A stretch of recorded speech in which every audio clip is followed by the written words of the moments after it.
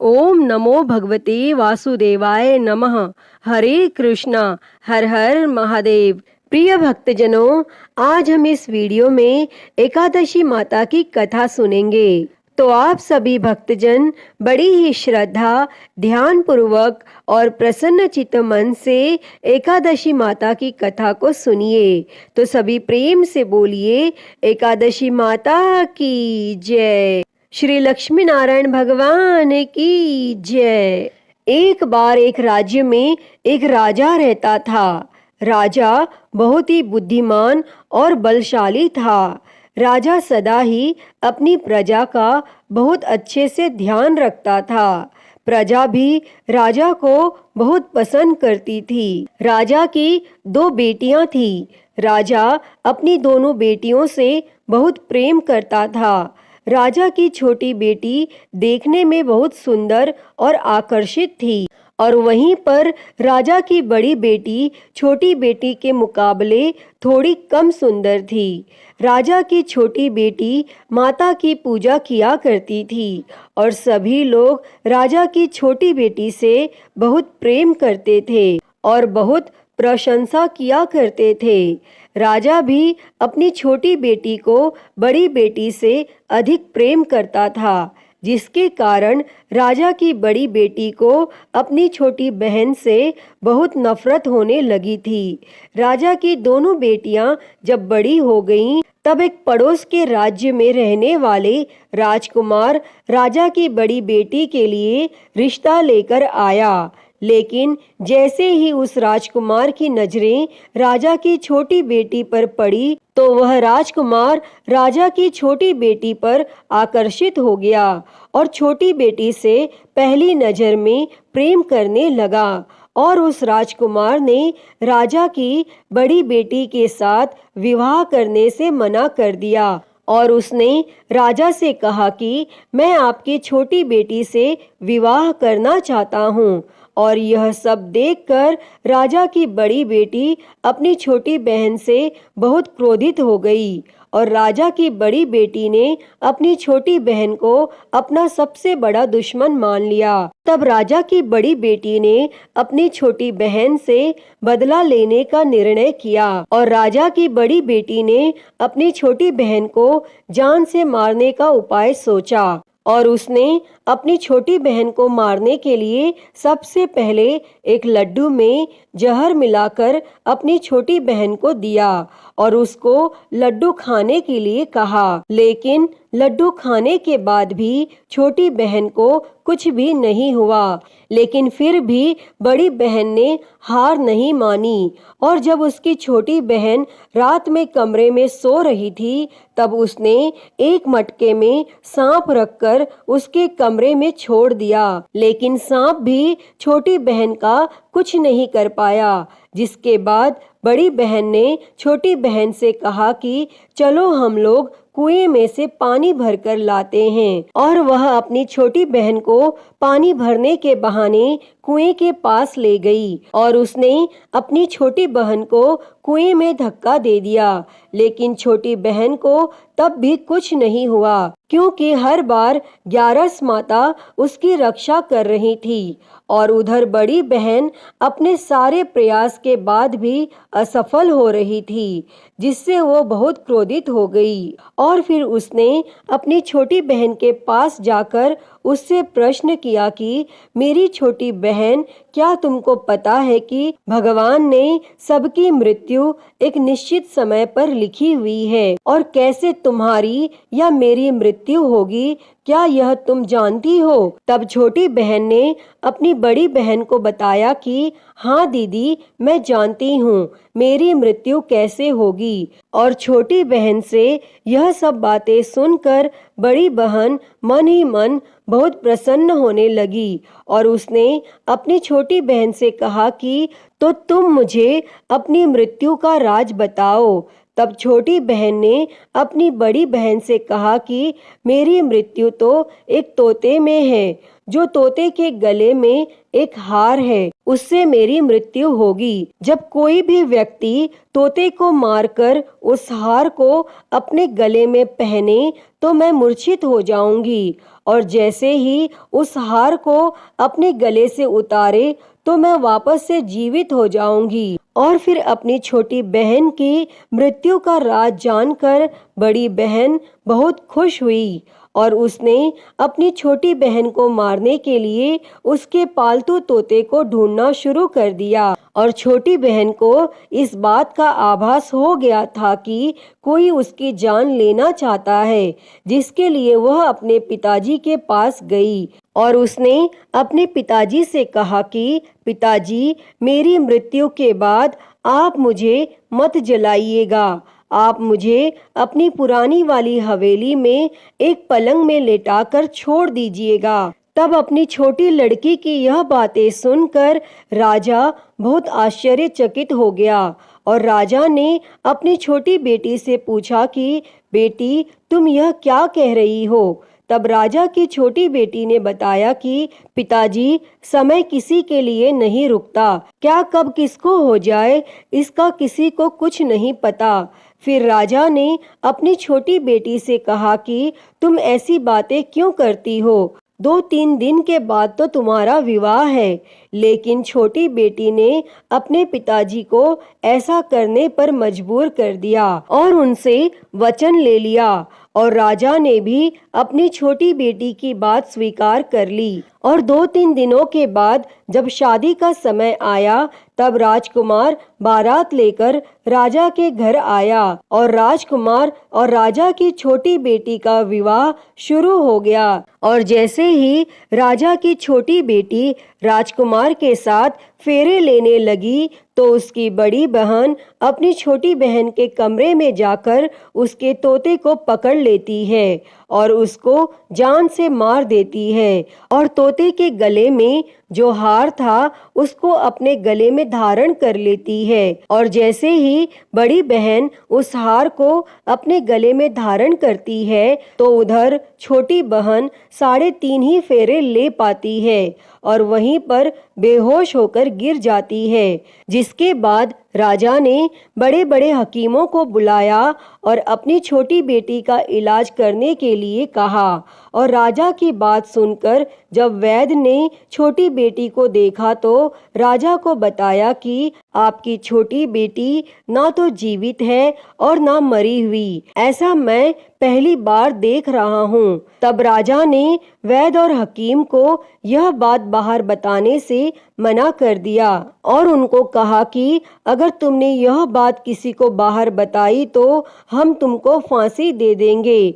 और राजा ने अपनी छोटी बेटी को पुराने महल में जाकर एक पलंग में लेटा दिया और वहां पर कुछ सैनिकों को तैनात कर दिया। इसके बाद राजा वापस अपने महल पर आ गया और राजा की बड़ी बेटी अपने पिताजी के पास आई और कहने लगी कि पिताजी, अगर यह शादी संपन्न नहीं हुई तो आपकी इज्जत का क्या होगा? आप कहें तो मैं आपकी इज्जत बचाने के लिए राजकुमार से शादी करने के लिए तैयार हूँ। जिसके बाद राजा ने अपनी बड़ी बेटी की बात मान ली और राजा ने बड़ी बेटी को छोटी बेटी के कपड़े पहनाकर मंडप में भेज दिया। लेकिन राजकुमार यह जान गया कि यह राजा की छोटी बेटी नहीं है बल्कि यह राजा की बड़ी बेटी है। लेकिन जब राजकुमार ने शादी करने से मना किया तो सभी लोगों ने राजकुमार को बेवश करके राजा की बड़ी बेटी से बचे हुए फेरों को संपन्न करा दिया और विवाह संपन्न हुआ। जिसके बाद राजकुमार राजा की बड़ी बेटी को अपने महल में ले गया और विवाह होने के बाद राजकुमार उससे ना तो बात करता था, न उसे पसंद करता था और ना ही उसके आसपास भटकता था। और राजकुमार ने यह फैसला लिया था कि वह अपनी प्रेमिका को ढूंढ कर रहेगा और यह जान कर रहेगा कि उसके साथ क्या हुआ है। एक दिन राजकुमार अपने घोड़े पर सवार होकर राजा के पुराने महल के पास पहुंचा, जहां पर उसने कुछ सैनिकों को देखा। महल के पास पहुंचकर राजकुमार ने जब महल को ध्यान से देखा तो वह समझ गया कि यह तो हमारे ससुर जी का ही महल है। तब राजकुमार ने सैनिकों से पूछा कि तुम लोग यहाँ क्या कर रहे हो और इस महल के अंदर उस पलंग में कौन लेटा है। जिसके बाद सैनिकों ने बताया कि यहाँ पर राजा की छोटी बेटी लेटी है। और यह सुनकर राजकुमार बहुत प्रसन्न हो गया और वह तुरंत अपनी प्रेमिका के पास पहुंच गया और उसकी सेवा करने लगा।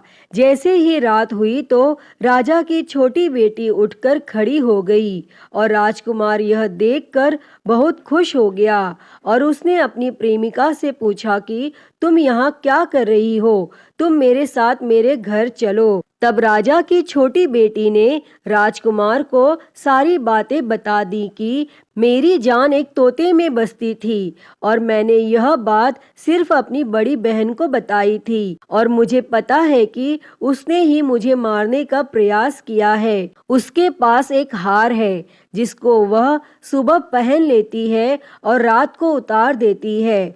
जब तक वह हार को पहन कर रखती है तब तक मैं मूर्छित रहती हूँ और जैसे ही वो हार को उतार देती है तो मैं जीवित हो जाती हूँ और जब तक मेरी बड़ी बहन के पास वो हार रहेगा तब तक मैं ऐसे ही जीवित और मूर्छित होती रहूंगी। अगर मेरी बड़ी बहन के पास जो हार है वो मेरे हाथ लग जाए तो मैं हमेशा के लिए जीवित हो जाऊंगी।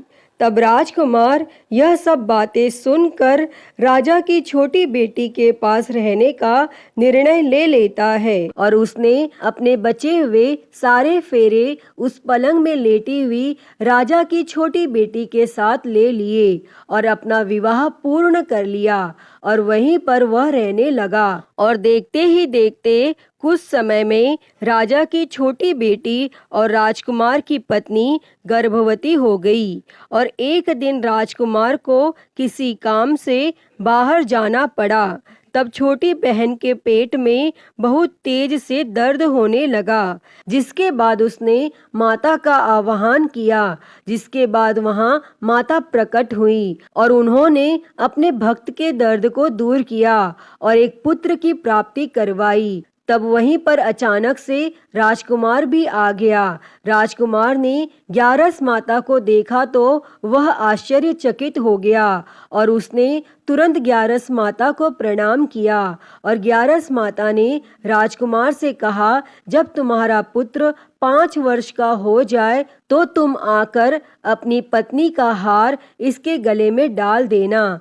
और देखते ही देखते राजकुमार और राजा की छोटी बेटी का पुत्र 5 वर्ष का हो जाता है। तो राजकुमार अपने बेटे से कहता है कि बेटा, मैं कुछ काम से बाहर जा रहा हूँ, तुम अपनी माता का ध्यान रखना। और वह वहाँ से चला जाता है और राजकुमार को बाहर निकलता हुआ बड़ी बहन के सैनिक देख लेते हैं और बड़ी बहन को जाकर सारी बातें बता देते हैं। जिसके बाद बड़ी बहन अपनी छोटी बहन के पुत्र को वहाँ से उठवा लेती है और उसको मरवा देती है। छोटी बेटी के पुत्र के 2 टुकड़े करवा देती है। पहला टुकड़ा चक्के के पास छुपा देती है और दूसरा टुकड़ा अपने पलंग के नीचे रख लेती है। और तब ग्यारस माता भिखारी का रूप लेकर आती हैं और एक भिखारी का रूप रखकर बड़ी बहन के पास चली जाती हैं। जिसके बाद वहां पर वो भिक्षा मांगने लगती हैं। तो बड़ी बहन अपने नौकरों से कहती है कि जाकर भिक्षा दे दो। लेकिन जैसे ही नौकर ग्यारस माता को भिक्षा देने के लिए आते हैं तो माता उन्हें मना कर देती है और कहती है कि मैं तुम्हारी महारानी से ही भिक्षा लूंगी। जिसके बाद बड़ी बहन स्वयं ही भिक्षा देने के लिए माता के पास आती है। तब माता एक बिल्ली का रूप लेकर उसके कमरे में चली जाती है और वहां पर छोटी बेटी के पुत्र के 2 टुकड़े को आपस में जोड़ देती हैं और उसे जीवित कर देती हैं और फिर उसे वहां से ले जाती हैं। तब राजकुमार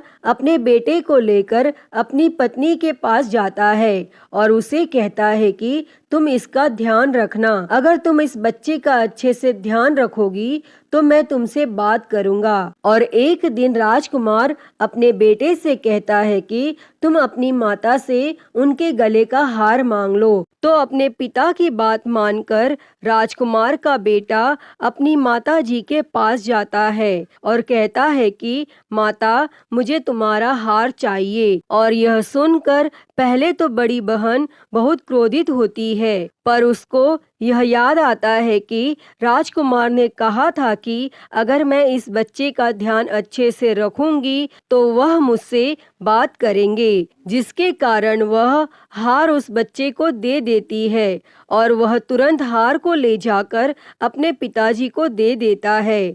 और तभी राजकुमार अपने बेटे को लेकर वहां से जाने लगता है और अपनी पत्नी से कहता है कि तुम हमारे लिए खाना बनाकर रखना, मैं शाम को आकर तुम्हारे साथ खाना खाऊंगा।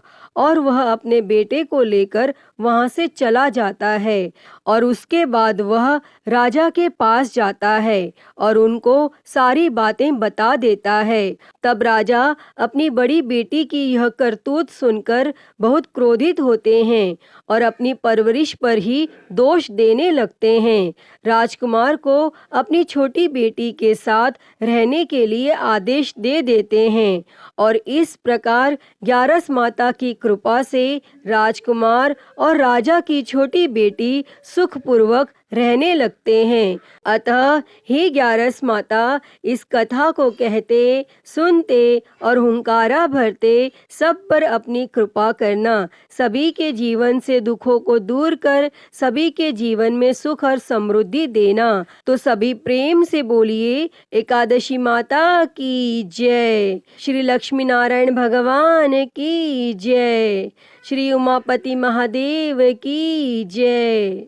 प्रिय भक्तजनों, तो मैं उम्मीद करती हूँ कि आपको आज की यह कथा पसंद आई होगी और अगर वीडियो अच्छी लगी हो तो इसे लाइक करें, ज़्यादा से ज़्यादा शेयर करें और कमेंट बॉक्स में ग्यारस माता की जय लिखना ना भूलें और हरिहर भक्ति चैनल को सब्सक्राइब कर नोटिफिकेशन बेल को ज़रूर ऑन कर लें।